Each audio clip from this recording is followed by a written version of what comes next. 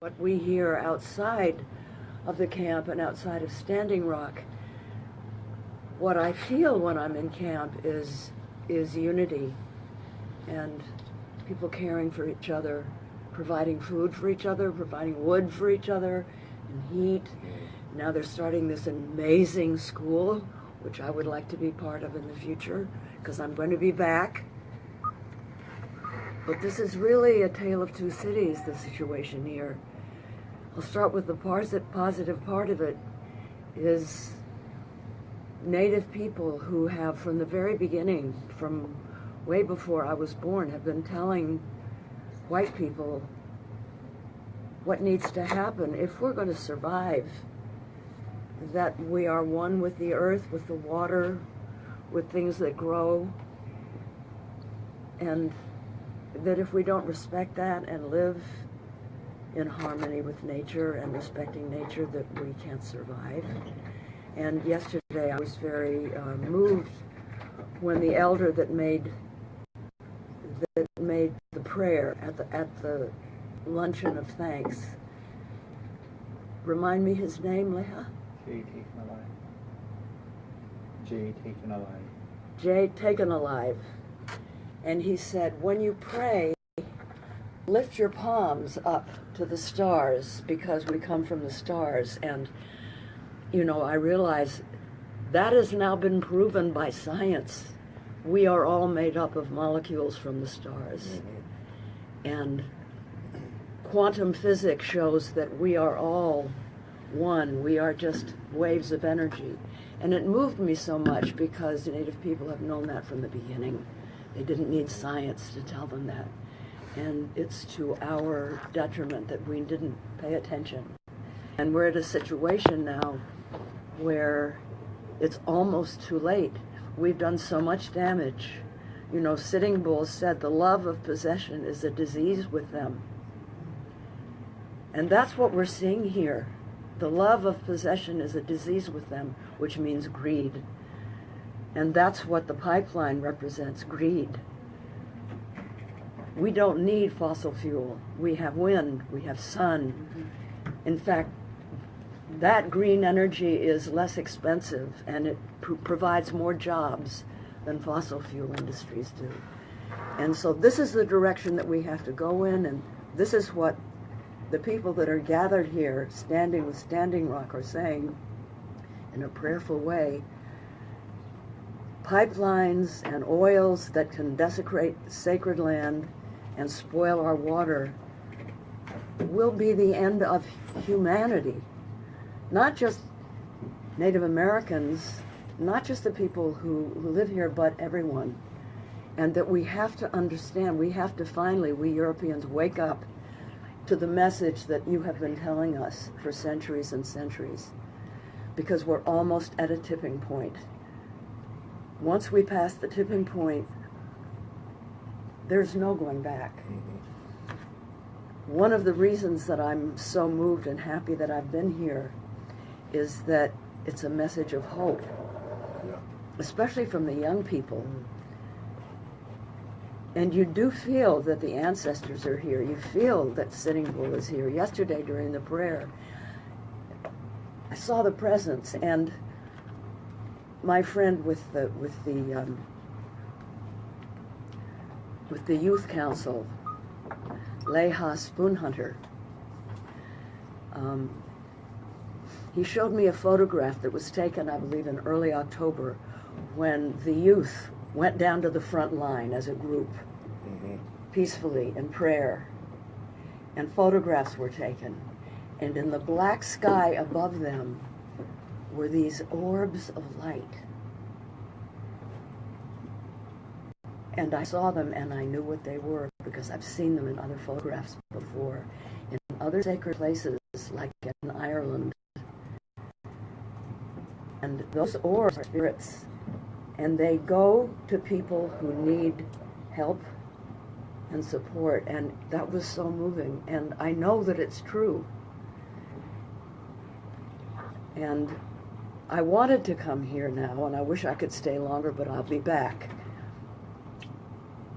because I wanted to be able to see with my own eyes what was happening, one of the good things about it being celebrity, and Francis Fisher, my friend, and we're here too as celebrities, because we're like repeaters. You know, you have a valley here, and then you have a big mountain, and then a valley. And in order to get the message from this valley to that valley, you have to have those repeaters up on the hill, the signals that pick up the signals. Because sometimes, you know, the phones and the service isn't big enough to come over the hill to the other side. Well, when you're famous, one of the things that we can do is be repeaters to help bring your voice up over the top. That's what I view our role as.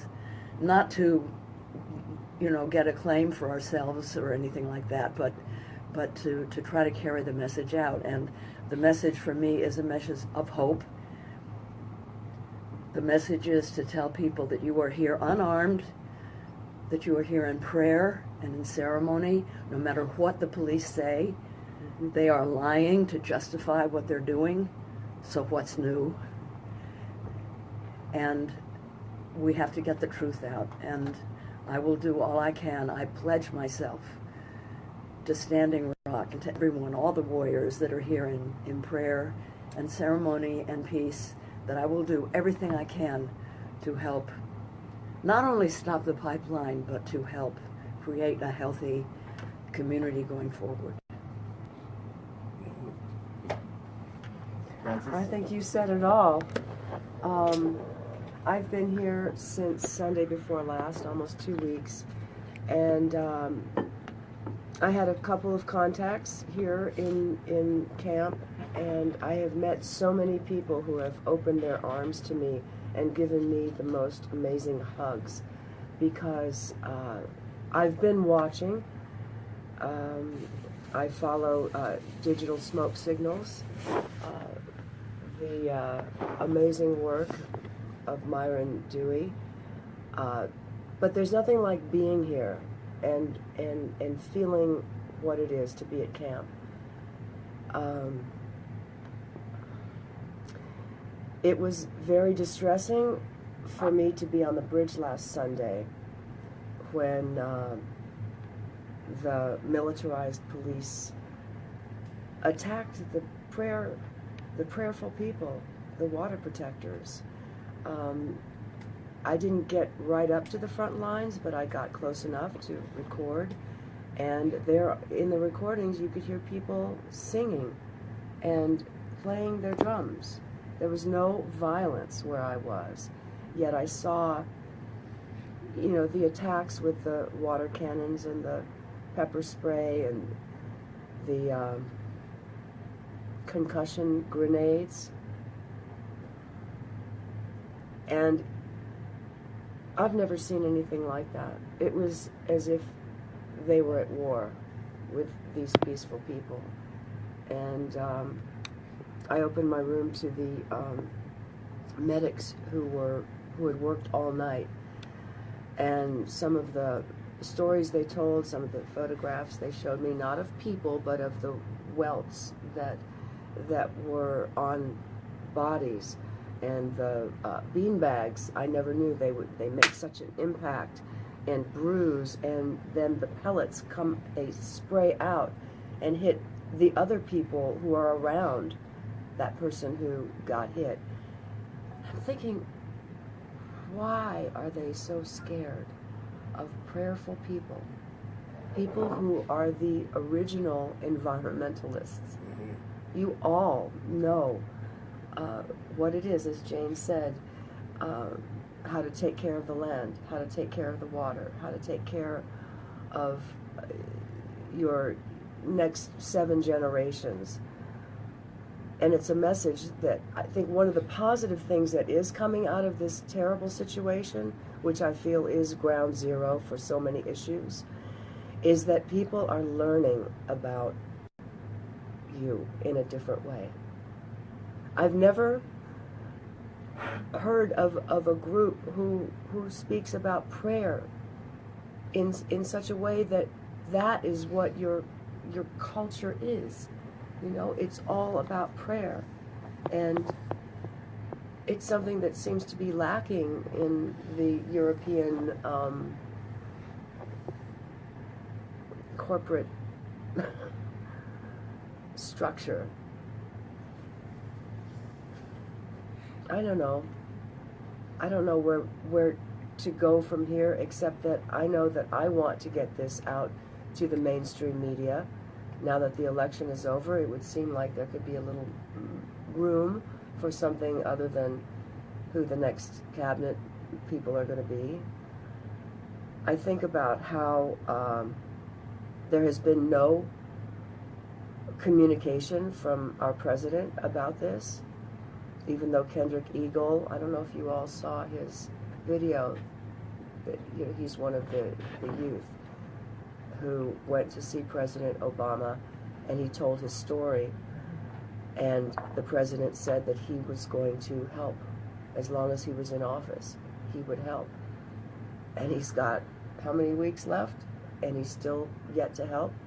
I don't understand what the silence is. I bet he will. I feel he will.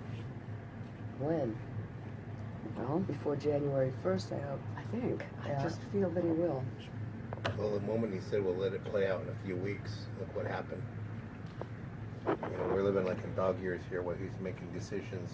You know, we know he's listening. We know he's watching. He came to Standing Rock, and he met with the youth, and he was apparently very, very moved, deeply moved, he and Michelle. And as a result of that visit, he created Indigenous Generation? Generation Indigenous, which has, from what I've heard from the youth that I've spoken to, been a really wonderful thing. Because the more intercommunication, intertribal communication, the more stories can be exchanged, the better. And I think we can bring back those feelings in him before he leaves office. Well, yes, we pray. He proclaimed the month of November Native American Heritage Month.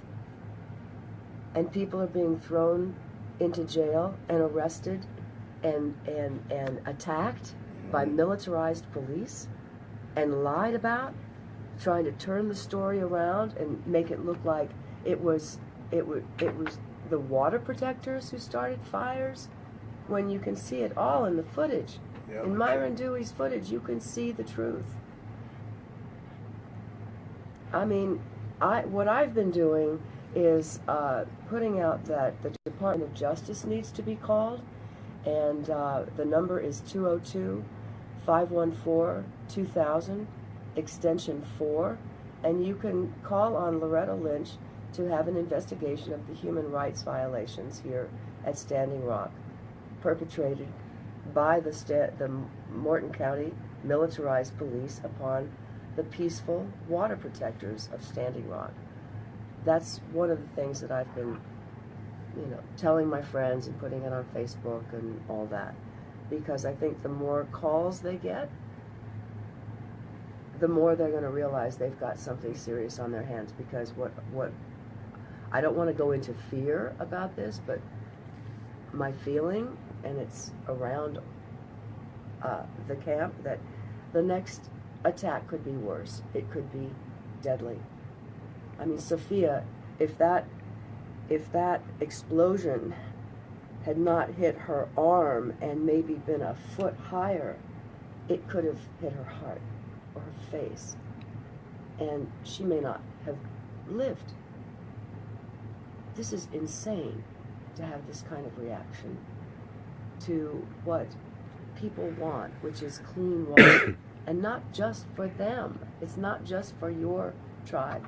It's a representation of what's happening all over this country, of people who have been pushed down and pushed around and marginalized and hurt by what, as you say, the European white people who are now the corporate overlords. And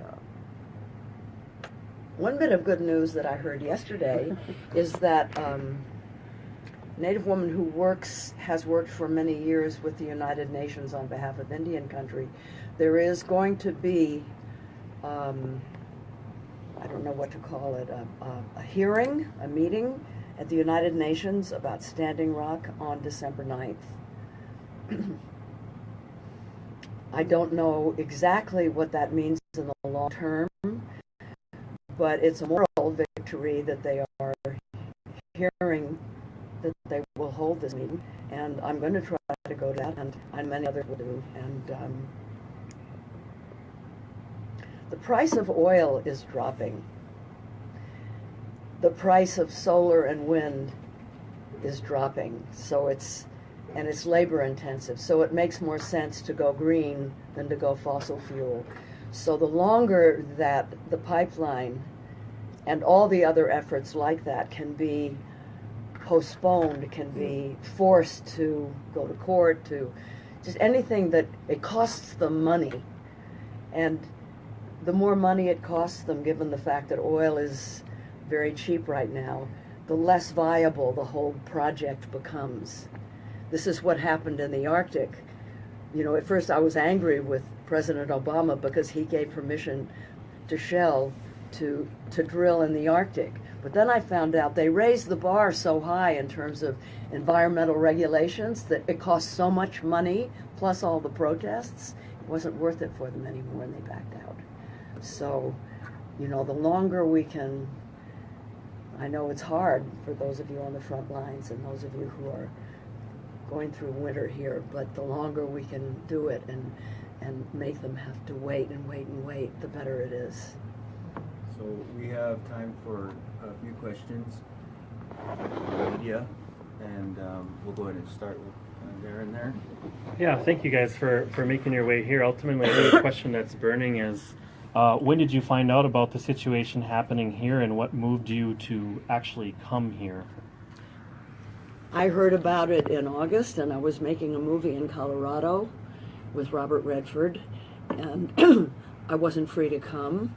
He did a PSA for Standing Rock. So as soon as the movie was over, a week later, I came. Shailene Woodley, our warrior goddess. She has an amazing reach on social media, and she's a friend of mine, and I started hearing about it at the beginning. And I was also working, so this was the first time I was able to come. We, at the Environmental Media Association, of which I'm an officer on that board, we gave Shailene the Futures Award in October because of her work on environmental issues, and especially bringing the focus to Standing Rock. And again, we want to be able to reach out to the mainstream media, and we gave her the platform. If you go to Emma online, you can hear her speech. She's an amazingly well-spoken young woman, and she talks about that, what is going on here, and hopefully that is going to create a ripple effect and more people will hear about it. Yeah, so it was Shailene and Myron's reporting, and and all the other, as Jane mentioned earlier, all the other Facebook sites that are reporting what's going on. I have a question. One of the tactics that's used up north in Canada, the tribal leadership uses, is that they basically, when resource extraction is happening, they throw what they call like militant indigenous land defenders or those type of people, you know, on the front line. And then when they garner enough money, they, you know, basically throw the warriors to the wolves and the corporations, and then they take the money, people are arrested, and then the resource extraction happens. This is something that we are concerned with happening here at Standing Rock. And if the tribe did accept the money, how would you react personally as a person who supports the fight here? And also, you know, how would the world react if that happened? Well, it would be terrible, but I'm so surprised to hear that because I've spent quite a bit of time in Canada, in Toronto and in Vancouver at various rallies with Indigenous people. And there, the environmental movement is led by First Nations people. and they have stopped so many pipelines, putting their lives on the line, putting their bodies on the line, and they are paid great honor. They have a great deal of respect from people in Canada. So I'm surprised to hear that. But if it ever happened, it would be reprehensible. It would be terrible, and it should be condemned. Any more questions? I have a question. Yes. I'm really grateful that you guys are here, and I think it's a really good example, along with Shailene Woodley, that people in Hollywood are coming and using their the pool that they have within the mainstream media and just mainstream people in general. Why is it that we're not getting more support from Hollywood or people in Hollywood? Do you feel, or is there just a push not to become involved in political issues, or I mean, do you feel comfortable to? I can't speak for anyone else but myself. I don't know. There are people who are holding up the sign, "I stand with Standing Rock," and putting it out there. Who was it? The guy who played Thor. One of those. Chris Hemsworth. I think it was. Yeah. I mean, so people are doing that. I don't know if that's enough. That's something that maybe we should work on. Rally all of our friends. Well, I think there's a lot of involvement. What was the day? There was a unified action. It was all across the country, but all over Los Angeles. There were people, including celebrities, that were speaking. That was on the 15th. Yes, it was on the 15th. I was here, so I didn't. And it was powerful, and it got a lot of media coverage. Mark Ruffalo has come and been extremely helpful and generous. Margot Kidder, Rosanna Arquette, Patricia Arquette. I raised money for 2,700 pounds of bison, and actually I paid for that, but the Mongolian yurts, there's 20 of them coming. I got money from all kinds of celebrities. So I think Hollywood is with you. Absolutely. Not everybody can come here, but there's a tremendous amount of support. Like, since I've been here, I have seen, with the help of Leah, what some of the needs are, and I'm going to go back and I'm going to ask them for money, and they're going to give it, and I know they will. I have a question. I think what's important for us, for you guys, for our native media, is to be prepared on behalf of your tribe, your community, and to be fully ready to articulate our needs, what we're doing here, what we need with media, and what's going on here at the different camps. That's what I've seen. And so when we see our non-native relatives coming in, we can hand them something to educate, but we also need our non-native relatives to have somebody there to educate them, because we're spending a lot of time re-educating America. We know everything about Americans, everything, because we've been forced in colonization, but still America knows nothing about us. And I think that in the reporters I've had come down, we've had very big issues with Fox not telling the truth. We can heartfelt, we can cry to them, but that time has passed. The other one is coming to us, well, we're here to help you. Well, we're already helping ourselves. Where were you in the last 100 years, Right. the last 10 years, last 5 years, and where we are today? So it's important for our non-native relatives to find those ones that can help articulate what's happening to Indian country through our native professors, our scholars, our medicine people that we have that can help educate. But we're spending a lot of time re-educating America as they come here, and they're on Indian land. The United States is indigenous territory, and they're just like, what? No, I'm from California, New York. They didn't know anything existed prior to that. We still have our stories, our medicines, our Numa Yadwa, Pija Numa Yadwa, our voice. And that's very important. So to honor us is to honor us by educating yourself before you get here. And then to get here, we're having a tough time taking care of the people, and then to come here homeless is not okay. To come here with no, other support just to be taken care of is not okay. That's what we're also seeing many people walk around. And then is to help educate that not all these actions are by all of us. So when we see hurt people, indigenous people doing actions that clearly show that they're hurt, outwardly hurt, and it's not a part of prayer, we need everyone to know that that's not us. It's part of our people that haven't healed yet. Yeah, yes. And it's so important to let our own Empathy relatives is know needed that. to understand. That's what comes, yeah. And I recognize that when I'm there, but just to let her, I apologize ahead of time when you run into somebody like that, to let them know they're not fully healed, and they express it in their actions, in their media, and what they do, what they say, their social media. So just to share those things, and you guys, you've been around many of our indigenous people, who can articulate it very well. Yeah, one of the things that has moved me so much. I met the woman. Who's the woman that with the bright red lips that runs the school? Elena, Eagle Shield? Elena, yeah. And so she speaks Lakota, and she's teaching her young children to speak Lakota, and her father was too ashamed because he was taken away and put into one of these schools and made to feel ashamed about Indians, and of course it was illegal to speak the language, and so he never taught her. So the fact that she is speaking and the grandchildren are speaking is now helping him heal to where he speaks the language now with no shame. Yes. That is such a profound circle through the generations back, Oh, definitely. And, when I first started being involved in Indian country, there was a big debate then in 1970, assimilation or tradition. And it was especially in the Indians that had become urbanized. They were more for assimilation.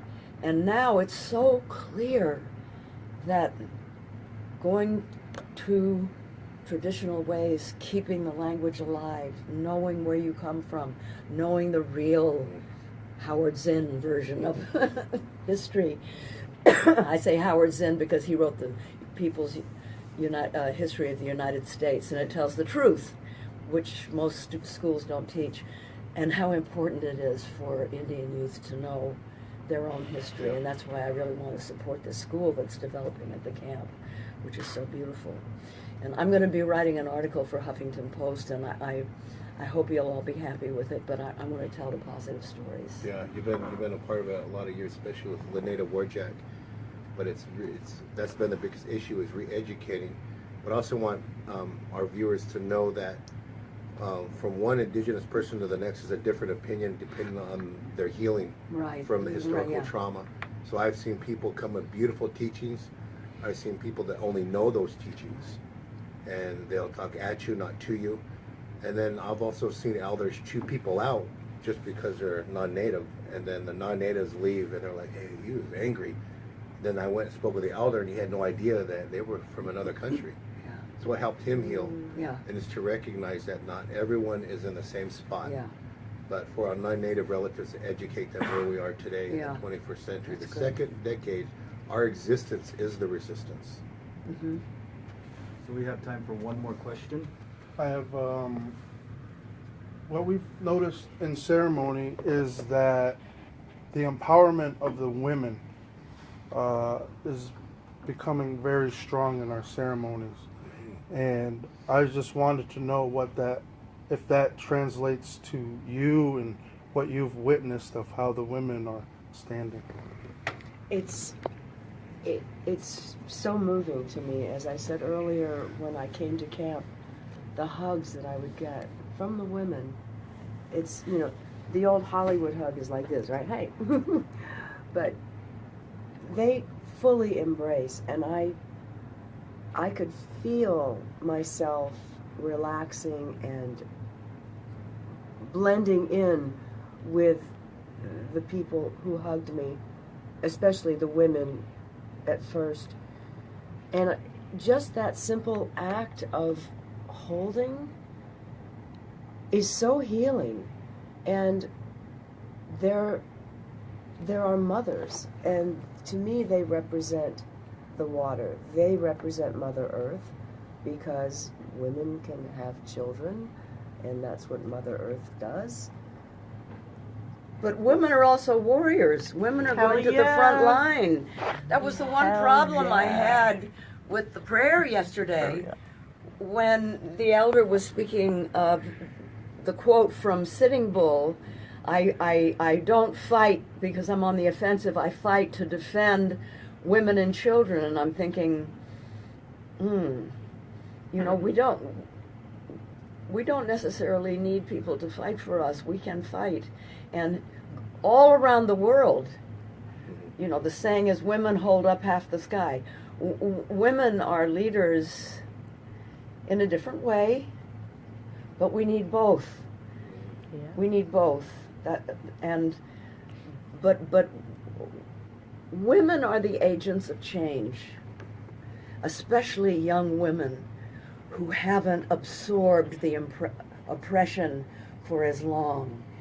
And so the young ones are the ones that we have to give our attention to, because they can become the leaders. I mean, Winona LaDuke, Wilma Mankiller, talk about fierce leader. My God, she was such a great chief of the Cherokee. So, yes, women are the future. The girls are the future. The girls will bring the boys along. That's what I think. Leah? Well, this movement has been started and led by youth. What would you say to them, to Native youth, to continue? Like I said, they've been a big part of this movement, starting with the run to Washington, D.C. What would be your message to them?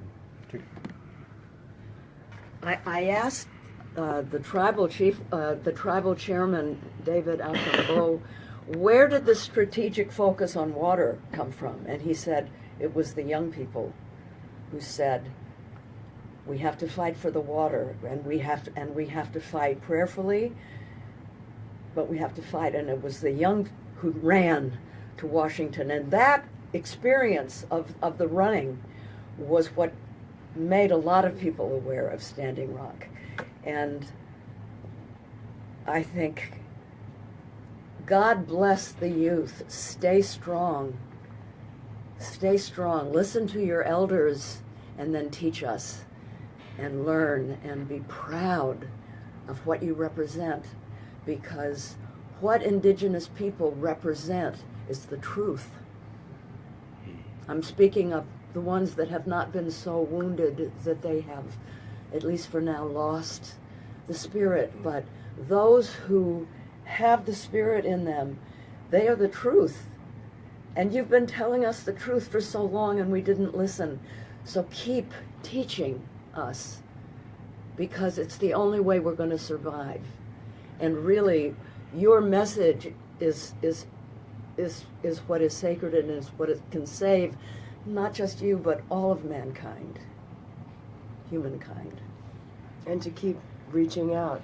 The social media platforms are amazing, and the reach is getting wider and wider all the time. Keep running, keep speaking up, and let us follow you.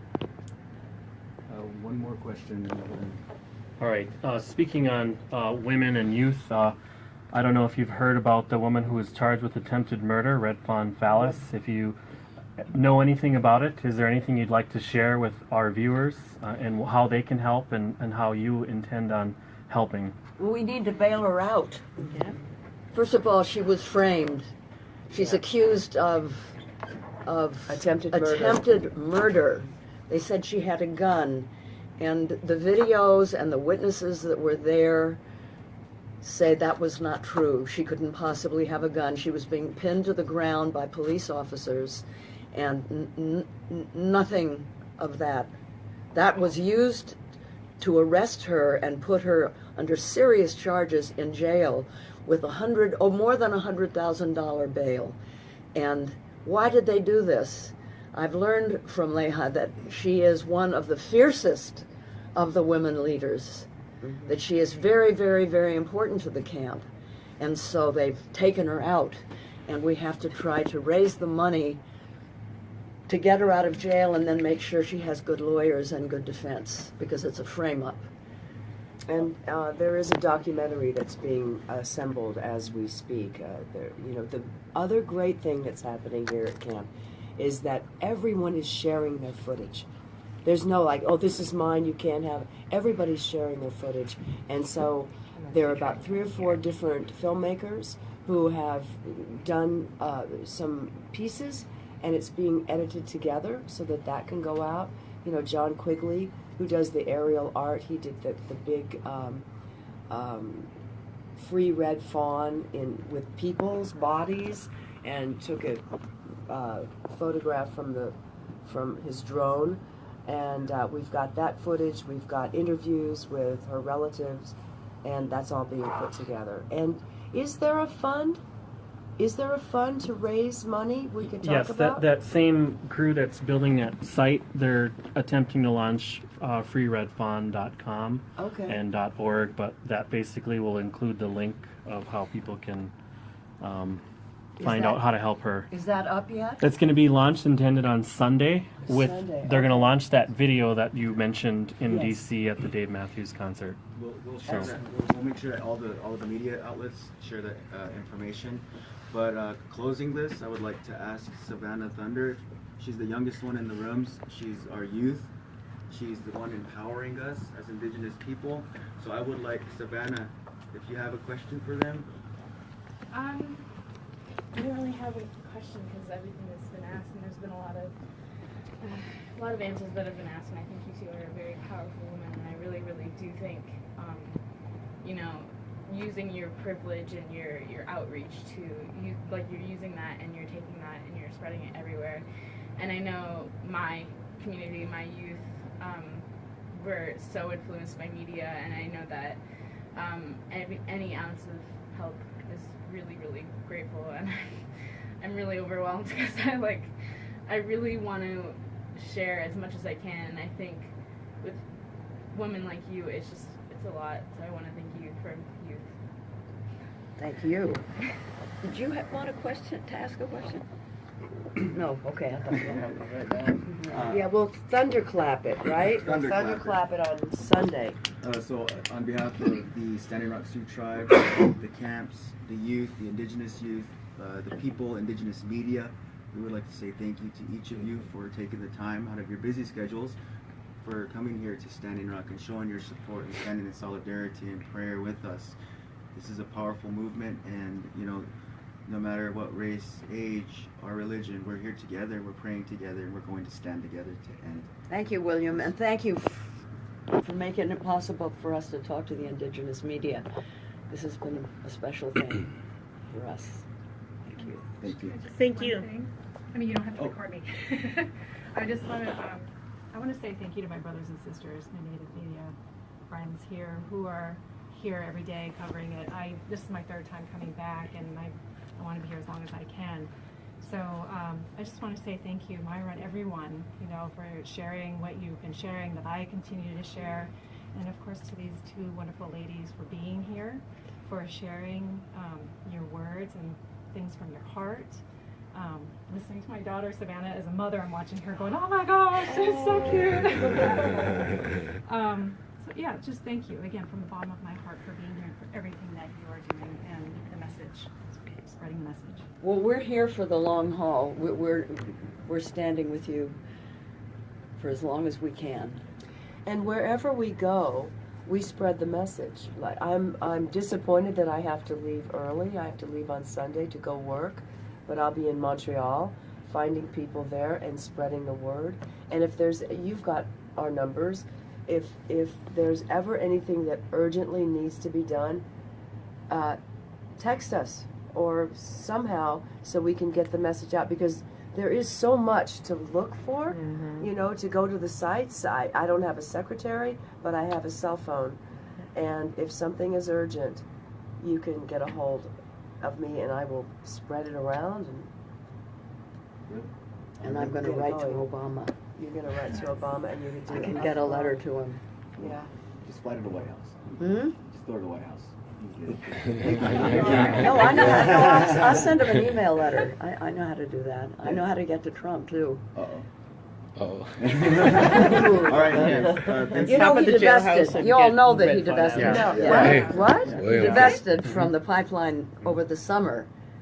I just wanted to say one thing and thank everybody. Like she was saying, it's everybody, and it's not like you guys are coming in here as heroes to save the day. It's everybody. Myron's doing something, what he does. William, right here, the sister here, and all the warriors in camp, the frontline people, the people chopping wood. John Bolenball walked away from money to tell his story, and everyone, all you guys, Leha, the youth, the runners, and we're seeing when we come together how powerful we are when we come together. Different roles, but all together. Everybody does what they can. Yeah, we amplify the message. That's what I feel that my purpose is. So thank you, everybody. Thank you, everyone. Thank you. Thank you. Thanks for taking your time.